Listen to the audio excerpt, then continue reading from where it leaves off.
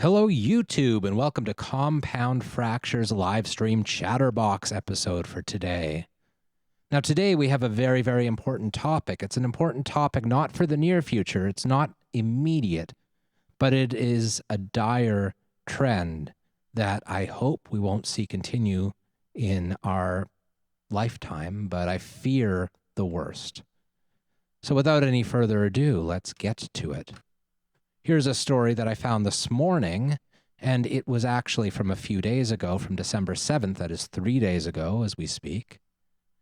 The Wall Street markets have begun to trade in water futures. Now, let's take a step back and explain what futures markets are.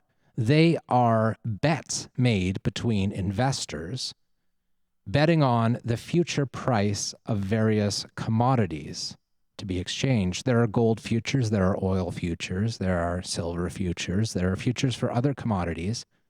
And these are not representative of the current price of commodities.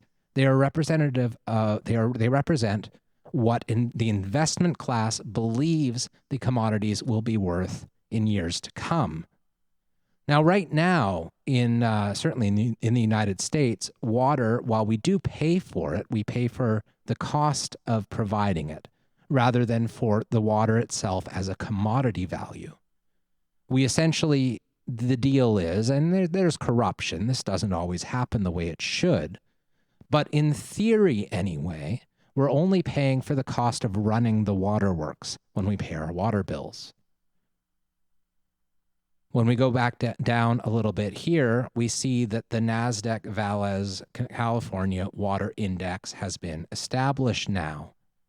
So now the price of water futures is trading at $486.53 per acre foot, which is equivalent to 1,233 cubic meters. That's not very high. That's a very low price. However, the hope of the investment class is that they can invest today at this low price so that the price will increase in the future and they will make a lot of money off of the commodification of water. Now let's go to this Bloomberg article. This was a source for the other article that I just showed. This Bloomberg article points at how the, let's see, there was a part here, yes, where RBC Capital Markets, the managing director, said that they're going to watch how this new water future contract develops to see what kind of market there will be in the future. But the United Nations has long warned that human-driven climate change is going to cause severe droughts, more flooding, making water availability increasingly less predictable. In California, the most recent dry spell lasted from 2011 until March of last year. And the most dire effects took hold in 2014. And I took a road trip down to California. I live in British Columbia, Canada. But I drove down to San Jose that very year, and I saw empty reservoirs as I drove. It was a very scary situation for the people of California. Now, there is Clay Laundrie, the managing director at Westwater Research, a firm looking to make this happen, talks about how in the physical market, it's hard to get a deal done. It feels like lightning fast to me. They are proceeding at lightning speed. I want to find a part that I saw earlier when I looked at this. Here. The idea of managing risks is increased in importance. The idea is that,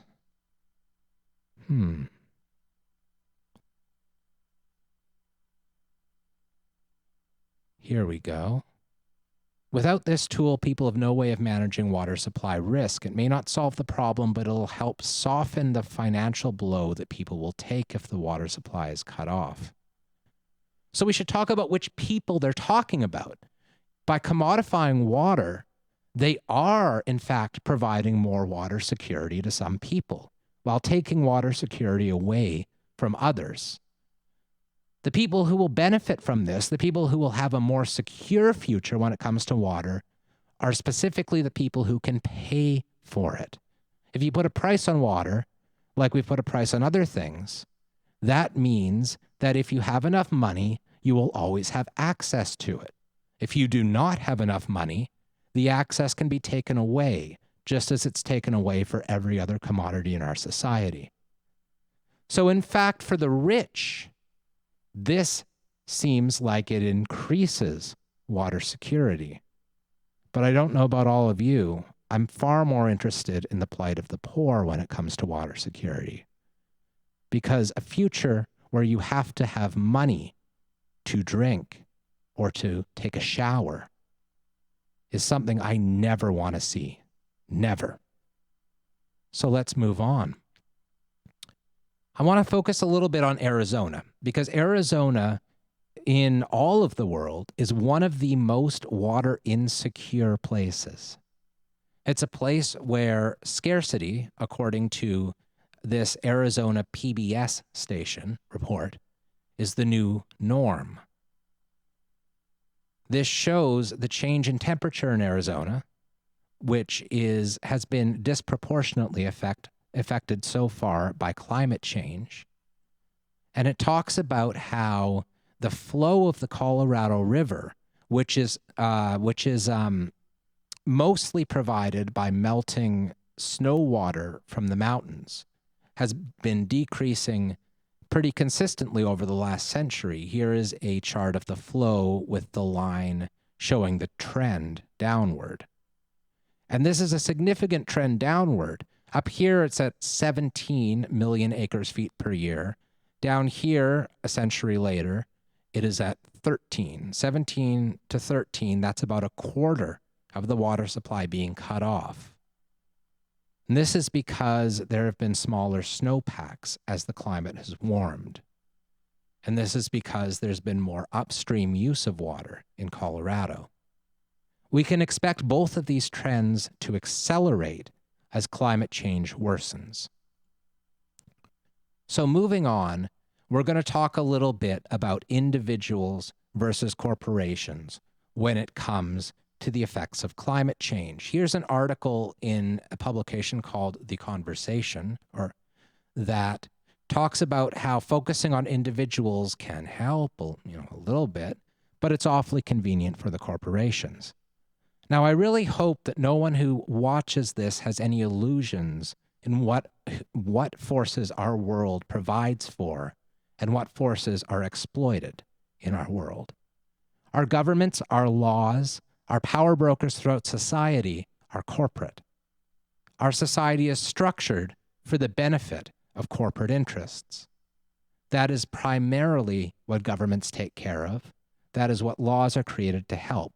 Meanwhile, our working class and poor people in our society bear the cost. We can see this any number of different ways, and I won't focus on all of them today. I have many videos on this channel about this topic, and I will have many more in the future. I'll promise you that. But right now, we're talking about climate change.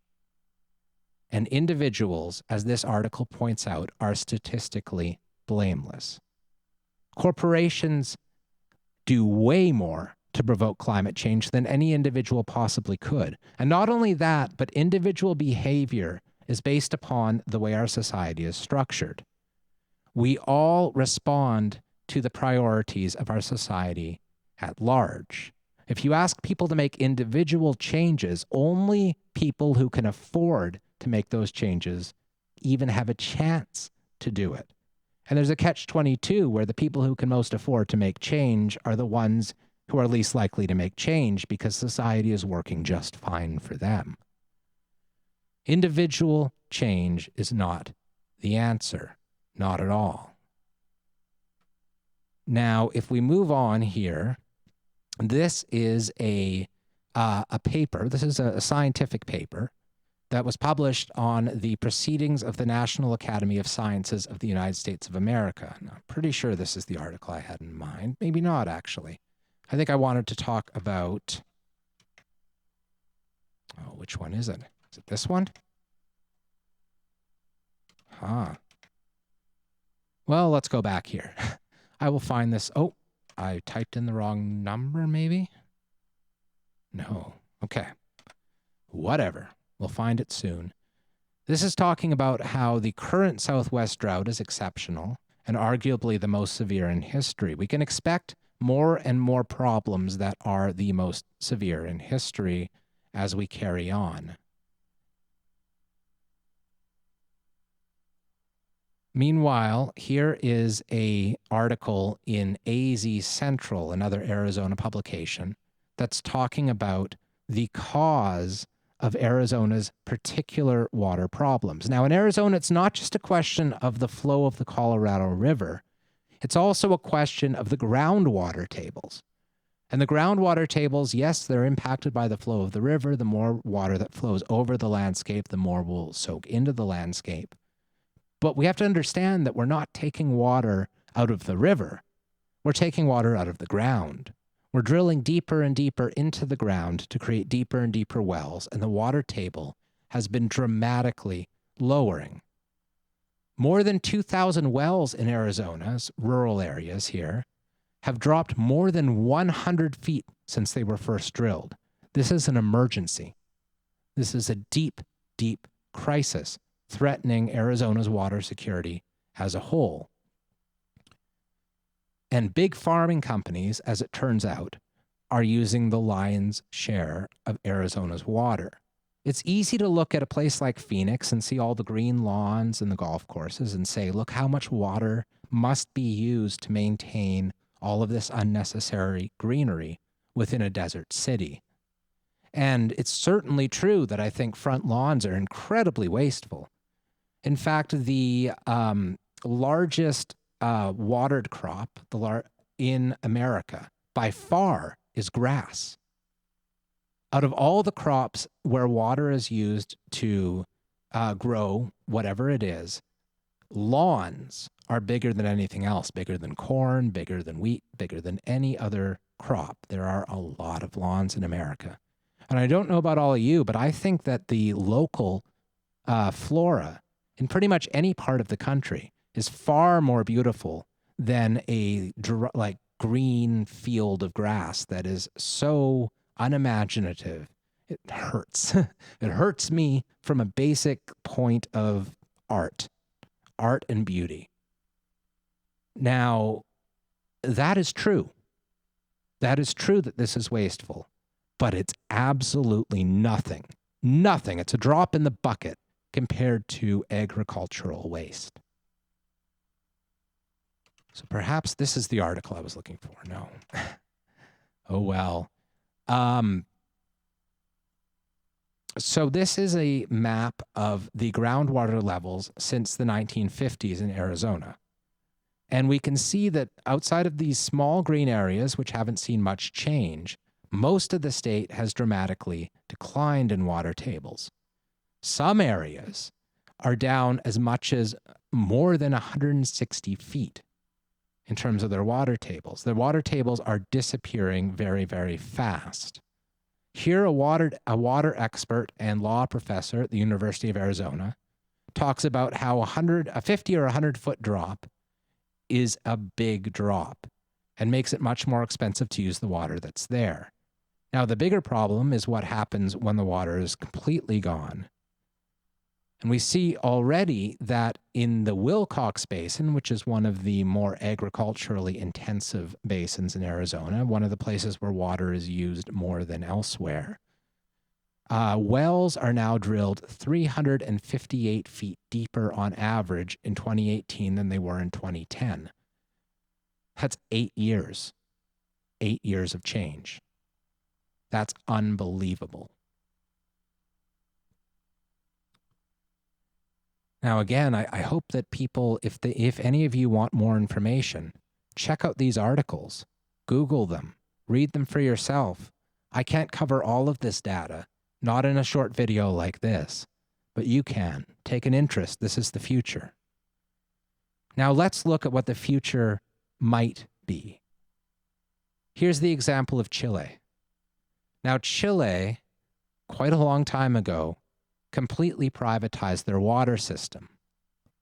Their rivers are owned, their groundwater as well, and they are experiencing tremendous water insecurity in parts of the country that are poorer than others. People have to buy water from massive resource companies, mining companies, and agricultural companies who own it, who purchased it, in order to drink or shower or bathe or wash their clothes or whatever else you desperately need water for. So we look at who holds the rights to the water. If we start selling water, who is likely to buy it? Well, in Chile, where it's been sold for quite some time, 77% of the water rights in rivers, I believe this is, are held by the agricultural and forestry sectors, 13% by the mining sector, 7% by the industrial sector, and only 3% by the health sector. It's massive corporations. It's the companies that exploit the land who own the land. And that makes sense. That makes intuitive sense. In a forest, yeah, a forestry company is going to own that right. They're going to be the ones who chose to buy it. That means they also have rights to do what they want with the water, even if that means selling to people. So meanwhile, 67% of the Chilean population, 12 million people, live in areas that are called water emergency areas. One region is in a water catastrophe because of drought. And this population in a drought-stricken place now has to buy their water for whatever price these corporations want to offer it. This is what it seems like we're steering towards in the future in America, where there are drought-stricken regions like Arizona, like parts of California, that will be water emergency zones. As soon as that groundwater disappears, it is not coming back. There's no question it's not coming back. And I wish I had better kept an eye on some of these articles, or what the stuff I was planning on focusing on when I planned out this little segment, because there was a place that talks about how there's a farm where, this might be it, but there were farmers who could not dig their well deep enough to find drinking water and water to wash their belongings and to shower, because it was financially impossible for them to raise enough money to dig a deep enough well. Now, meanwhile, their neighbor was a factory farming company that was owned by Saudi capital, by foreign investment, a multinational corporation. And they had dug an incredibly deep well and were using it to grow an alfalfa plantation, growing sprouts. And they had dramatically lowered the water table as a result of their intensive farming. So this family had to go down the road and talk to a family that lived nearby, who they were friends with. And they were filling gallon jugs of water at their friend's place and bringing it back to their farm just so they could have drinking water. That will only last so long. With the water tables dropping the way they are, soon all of the small-time farmers throughout these regions in rural Arizona will have no choice but to buy their water from big water corporations. Now, I'd like to focus for a second on the human rights aspect. Personally, I don't think that there is any more important human right out of all the human rights that we could possibly talk about than the right to water. Water is the number one thing that every one of us needs to survive and needs to live. And water insecurity is happening all over the world. There are people all over the world who are barely able to get drinking water. So that's why when I look at this, when I look at the idea of commodifying water in the United States, in a country with increasing levels of poverty throughout the country and increasing drought problems as a result of climate change, it terrifies me. Absolutely, utterly terrifies me. Because our future may well be a future where if you're poor It's not just that you can't afford food or shelter, which are horrible, horrible things as it is. You might not be able to afford water at all. Climate change is an emergency that will enrich the rich. Just like every other emergency, the wealthy stand to gain because the wealthy get to bet on our future. Just like right now, they're betting on how expensive water will become in the future. But the poor stand to lose. So we have to fight back. We have to fight back against any policy that makes climate change worse. We have to fight back against any policy that puts even more power in the hands of corporations. We need to fight back in every single way that we can, because the future of our drinking water, the future of our rights, the future of everything that we have thought in the past belongs to us, belongs to everybody. That future will be taken away. It'll be exploited. It'll make the rich richer and make the rest of us very, very thirsty. So on that dour note, this has been Compound Fractures Livestream Chatterbox for today. I'll catch you again tomorrow. Good night.